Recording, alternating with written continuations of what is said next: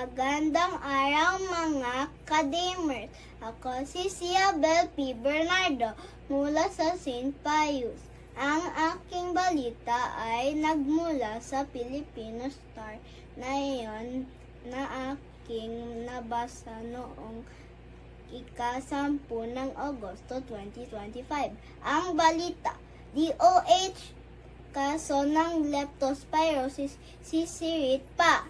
Umabot sa 2,396 kaso ng leptospirosis ang naitala ng DOH simula sa Hunyo 8 hanggang ngayon.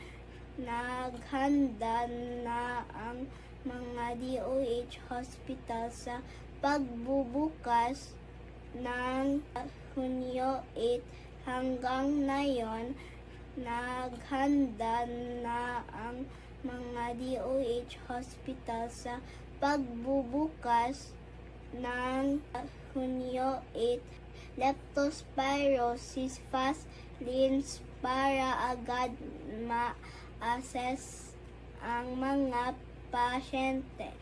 Leptospirosis fast lines para agad ma-assess ang mga pasyente.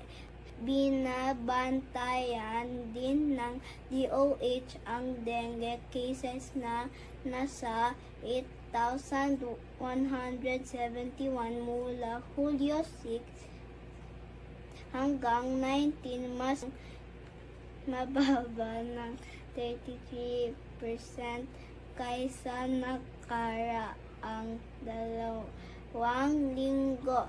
Ang tanong, bakit may leptospirosis fast lines sa mga ospital?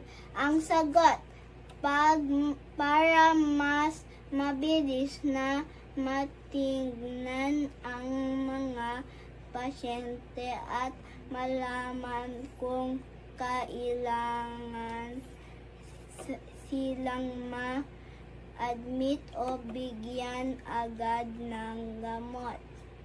Sa aking opinyon, mahalagang sundin ang payo ng DOH. Agad magpa-check na sa doktor pagkalubog sa baha at laging malinis ang paligid para iwas sakit. Kaya mag-ingat ka, Damers. Muli ako si Ciabel, ang inyong Damer Patrol.